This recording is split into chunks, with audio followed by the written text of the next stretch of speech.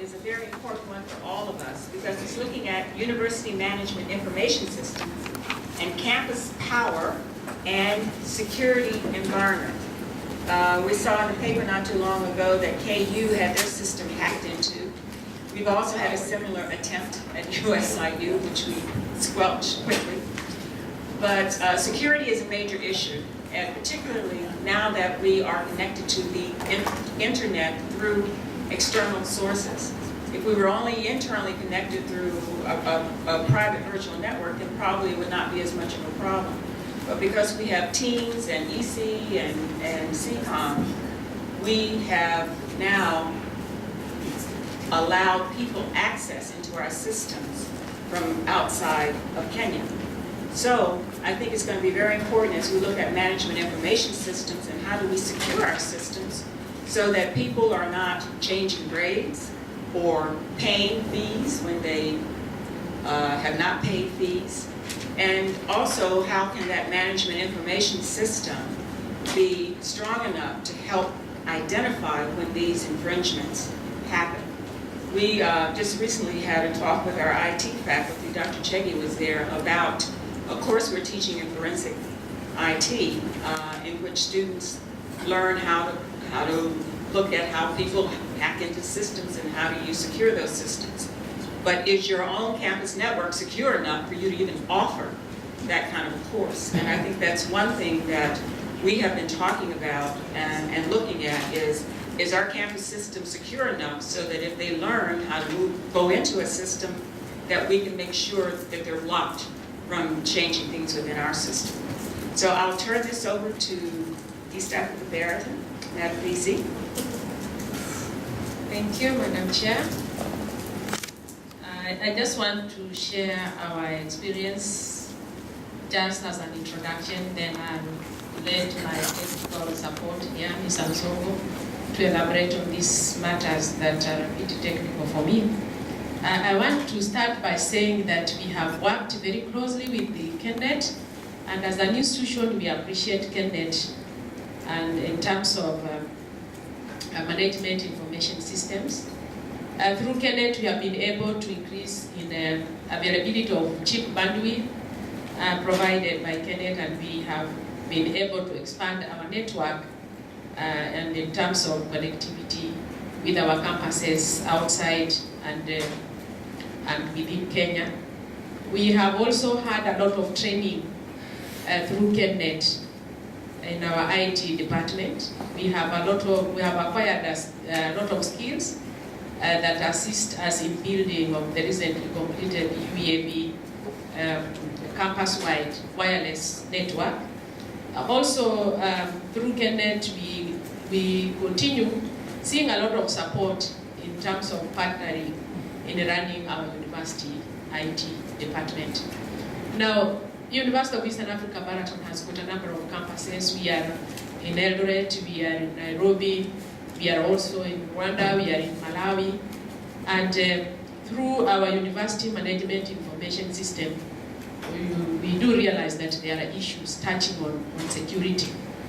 But we have our university management information system, which consists of various integrated, connected subsystems on our campus.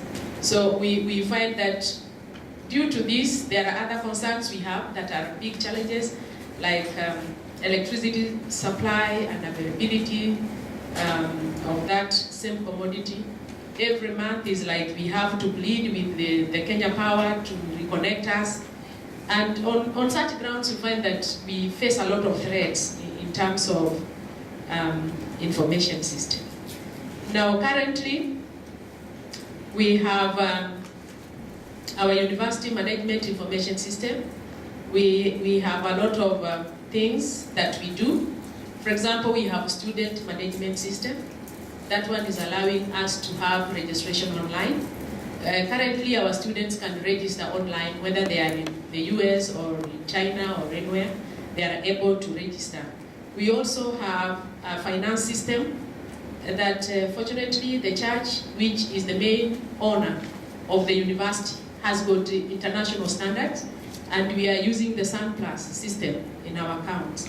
there is no way you can shortcut. So that one is well connected and it is a demand. And that forces us to have the internet running, because even if you don't want to use it for administration and other areas, the church demands that internet must be there and effectively connected for purposes of monitoring finances. We also have transaction processing systems, mainly in the library. We also have other things like the supermarket, the hospital, and other things. We also have the email system, that is collaboration system. Our students, all of them are connected. And we also have system upgrade, which we are doing right now to go into the human resource, payroll, budgeting, purchasing, and other things. We are also looking forward to have a complete overhaul and uplift in terms of university management information system. And this notwithstanding, we have problems that we face. And as we said, we are looking into how we want to solve these problems. We have one major problem is these multiple campus locations and access. So we want to see how to go about it. And then we have the campus wireless network, which has actually increased university management system accessibility on campus. And all these things definitely come with the package of problems in terms of security. And Madam Chair, at this point, I'll let Mr. Musongo take us through on some of these security issues, having highlighted some of the things that we run in terms of information systems. Okay, my name is Nsongo Nyamwaya, and I'm a lecturer at Barton, but I also assist in the ICT department. Now I'm going to talk about the security at the University of Eastern Africa, Barton. And basically what I'm going to do, I'm going to summarize 4 key issues about security that are unique to UEAB. Now, we have problems related to ITS security or ICT security. Now, for our situation, our first problem is having multiple campuses. Because you have multiple campuses, we are not yet at a stage where we can replicate our services across all the campuses. What I mean by this is, as my Vice Chancellor mentioned, we have a student management system, and that student management system is located at the main campus in Barton. People from the other campuses have to connect to it. Now, that traffic has to go out through other people's networks. Some of it passes through the KENET network, but some of it, in our case, passes through Safaricom network. And once traffic leaves your network and goes on to somebody else's network, you cannot assure the security of that traffic. So that's our first problem. Our second problem is it's the normal problem that everybody has. That's the data and user privacy. Then thirdly, we have campus environs. And this relates to the wireless network. You cannot restrict the reach of your wireless network. Your wireless network will go outside your campus or outside the physical location of your campus. That is another problem. And lastly, we have a problem with the high-speed internet connection. Now, just as a by the way, when we switched from satellite connection, we used to have a satellite connection to the fiber connection. On the first let's say 6 hours of being connected to the fiber connection, we had 3,600 attempted attacks against the network. In the first 6 hours, 3,600 attempted attacks. It reached a point it became ridiculous to look at the logs because you had something like 250,000 attempted attacks against the network. So it reached a place where we had to do something, and I'll cover what we did.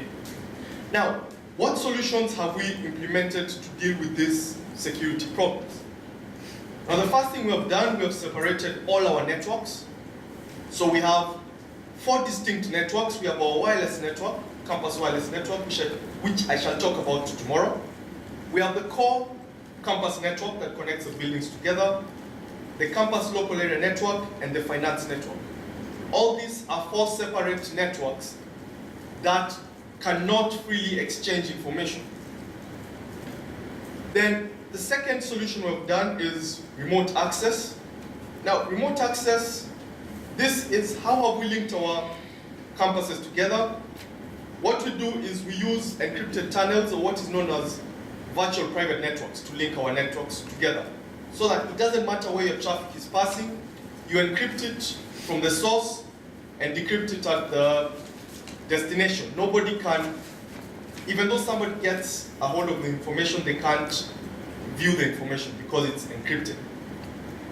Then we also have authenticated access control for the wireless network, meaning if you're a user on the wireless network, you have to log in with the username and a password. Then we also have essential service backup, where we back up all our essential services, our email, our website, and our management information system, both on-site and off-site, meaning on campus and off campus. And our off-campus backup is done by KENET at the data center for our website.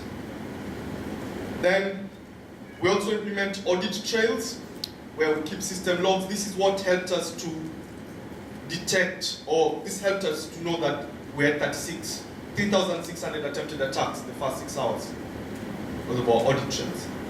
Then lastly, we implement firewalls at each level of the network and antivirus software on user computers. So that is a summary of IT security. Now, on our power, I'm going to talk about one issue only, which is mobile devices. Now, mobile devices have changed the way users look at a network. Now, traditionally, when you had a fixed computer or a desktop, when the power went, the computer stopped working as well. Now, with mobile devices like laptops and tablet PCs and smartphones, those devices have batteries. Now, the user now expects to still have connectivity to the network whether or not there's electricity because of their battery that the device has. Now, that has complicated our network access. We need to provide network access whether or not the electricity is there.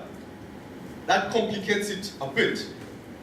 Now, I shall cover this and show you how we did it in our wireless network. But what we have done is, we have all our network points are tied to a UPS, but we have a generator on campus that runs everything when there's no electricity.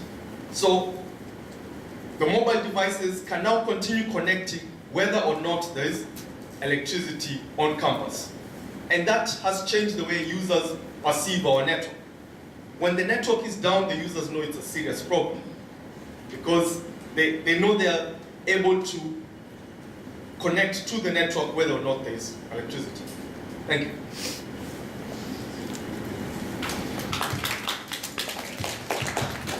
Next, we'll hear from Cataract. Thank you, Madam Chair. Ladies and gentlemen, my name is Professor Peter Kibas, Deputy Vice Chancellor, Admin and Finance from Kabarak University, representing the Vice Chancellor. Actually, he asked me to come and attend this conference 2 days ago. So whatever I'm going to present is just an overview of what goes on at Kabarak University. I may not be as detailed as if I had my key person here, ICT manager, who would have given us more details. But nevertheless, I think it's just good to just share a few things that go on at Kabarak University. First of all, Kabarak University has a student population of 2,200 students, main campus, including Nakuru campus, Nairobi, just new, and Alphas in Eldoret. We currently have 200 student computers and a student population, I mentioned 2,200, which is about the ratio of 11:1. Our internet connection is provided by KENET via a radio link, and we are consuming a total of 20 Mbps. some of the challenges, and before I come to the challenges, let me just talk about the MIS in terms of management. We have student online registration. We started this semester. We have had our challenges in that we realize that we have to move to this new approach of using ICT. And there was a lot of resistance because even up to the time exams were being done, which started last week, some students had not registered. Issues came from either uploading the courses at the time of registration, and also some of the students who were taking courses, repeat courses, their courses were not appearing. So those are some of the teething problems. But nevertheless, I think about 85% of the students have registered online for the exams. Registration begins at the admissions. As all of us know, students apply, and they're admitted, and they fill the forms. We are now doing that, which is a way forward compared to the old system, which was very manual. When it comes also to evaluation of faculty at the end of the semester, evaluation of the teaching and so on, we also do it online. And this is an area that we had a lot of problems, students resisting doing it. And so we tied this with registering for courses for the following semester. So we are seeing it, we're doing it for the first time, and it looks like many of the students are now going to go that direction because there was resistance. Students can also access their grades online, read only, by their admission numbers, which is a plus. But they can also print out statements, fee statements, online, which is very good. When it comes to the library services, our library services are about 80% automated in that students can access books, e-books, e-journals, including faculty online. We're still a way to go, but I think that's, I want to say it's growing, part of the problem growing. Faculty we have found is very, as mentioned earlier here, faculty are the same, the teaching staff are the same across the country, and I think beyond, in that they resist any new change. All of us know that change is not as good as old systems, and therefore we have to go through what we call in change management, defreezing, go through the change process, and unfreeze. Unfreeze, go through the change process, and defreeze. That is what we have been going through in terms of e-learning. We have had training, but the turnout has not been very good. We have about 60 full-time members of staff, and we encourage all of them to go through training, but a few turn up for training.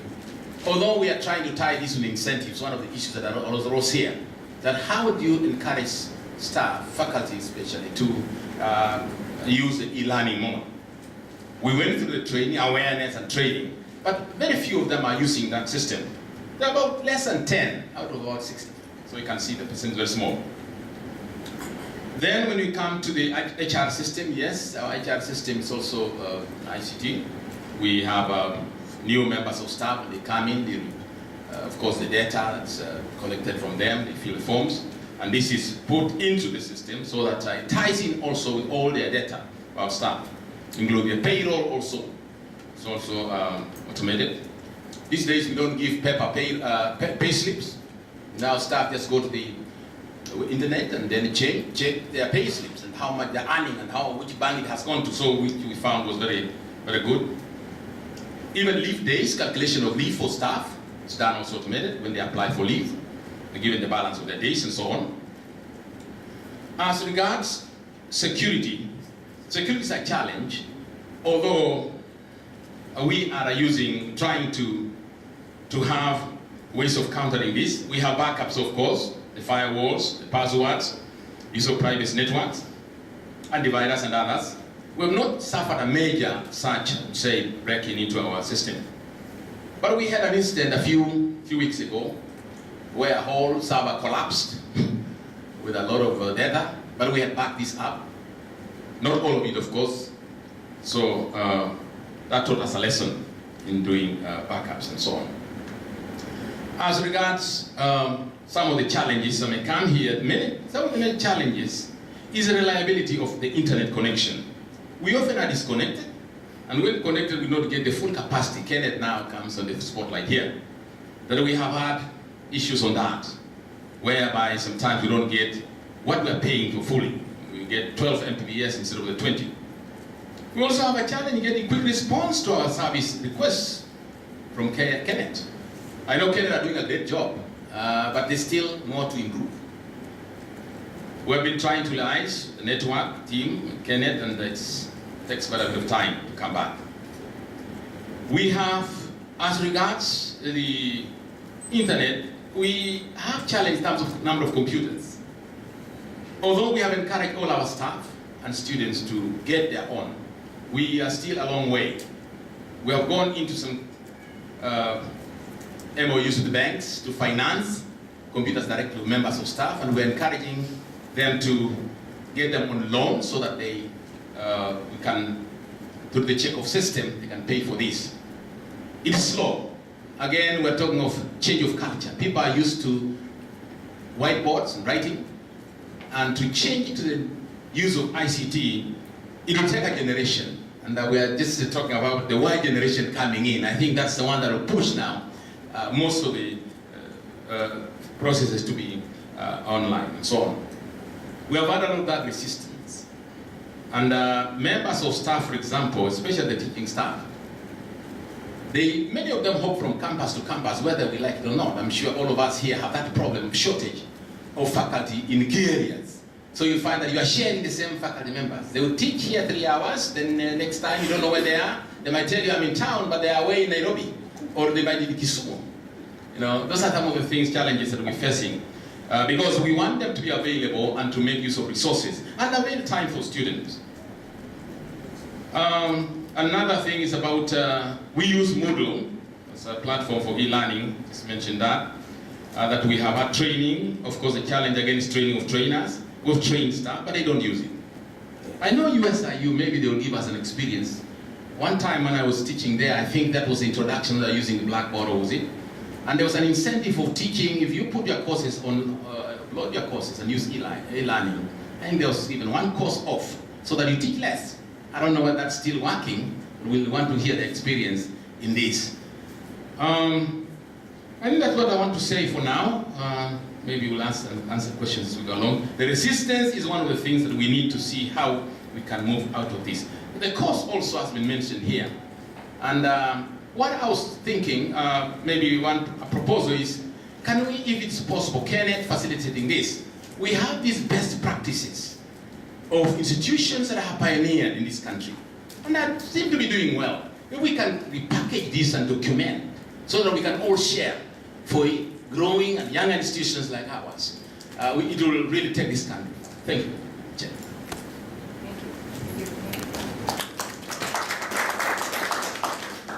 Thank you. My name's Pius Rutetura, Vice Chancellor of Catholic University of Eastern Africa. I am a priest. The Catholic University of Eastern Africa has 3 campuses, Langata, Eldoret and Kisumu, and also 6 constituent colleges. My presentation will be very brief because I've been told to present during the course of this session.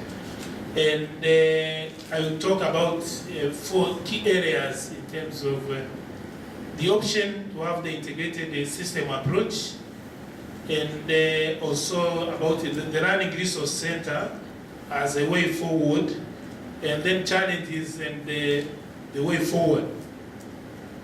The Catholic University of Eastern Africa has in the past operated standalone systems at various levels of the university to manage critical functions of the university. And this was seen to be not only fulfilling our needs, but also in some areas bringing disconnects and the lack of communication at various levels. So currently, 3 years ago, the university opted to go for a focus on integrated system approach to bring together processes to improve our operations at various levels. And in these areas, implementation of this integrated system would touch key areas, the academic management systems, and then integrated library system, financial management system, HR system, and the e-learning, which is the most recent in terms of our ways of going. What I want to say is that in some aspects, the most operating areas which have moved forward very well is the integrated library system. That one operates in ways that are really, we can say, in a satisfactory manner to some extent. And then the financial management system. We are still struggling to strengthen the academic management system in terms of registration and exams, because the issue that has been mentioned in the recurring at various universities has something to do with the hacking of data, including exams and the capacity to be able to change marks. And I may say that this is related basically to the young generation, even from the students who are able, trained at various levels, the universities presented here, manage to hack in and be able to do things that are improper. So the basic goal at the Catholic University of Eastern Africa is to integrate these systems to improve efficiency and productivity through creating a sort of an enterprise resource planning approach. And to this end, we are really grateful to KENET, who has been a partner. And recently we signed an MOU to house one of their systems within the Learning Resource Center, which is in the way. For the Catholic University of Eastern Africa to have the integrated system work, we are in the process of now completing the Learning Resource Center, which will be operational, I think, early next trimester, probably starting from February. And in this facility, we intend to have the library, information services, e-conferencing facilities, multimedia center of teaching, including e-learning, e-publishing, and the IC center. This Learning Resource Center, the whole concept is to have a 24 hours operating structure that will help us to reach out at various levels to the various groups, not only to the university community, but also to our various campuses and the various partners who would like to use our facilities. So ICT and the whole issue of having integrated systems is of crucial importance at this stage and a priority at our Catholic University of Eastern Africa. For that matter, there is need for looking and strengthening the way we operate and deal with ICT. So that's why this consultation is very crucial and important to us. Among the challenges that we face, first of all, consists in terms of having adequacy of a system and the cost implications. And I think it is on this ground that there is need for comparing, also borrowing a riff in terms of how other universities manage it.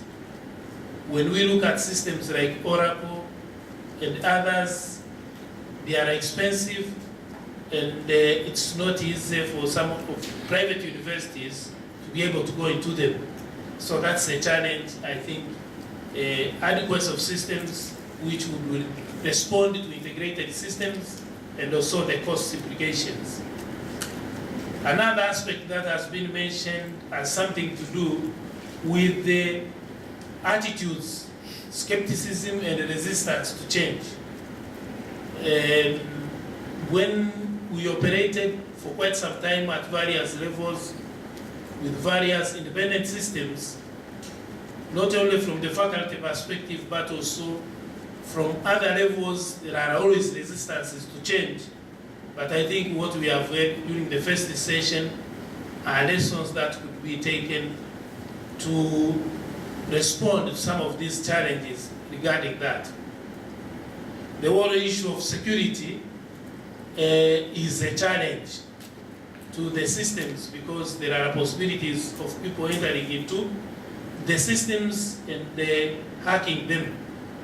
What has been presented earlier at where two measures being used, one is having authenticated access and establishing essential service backups.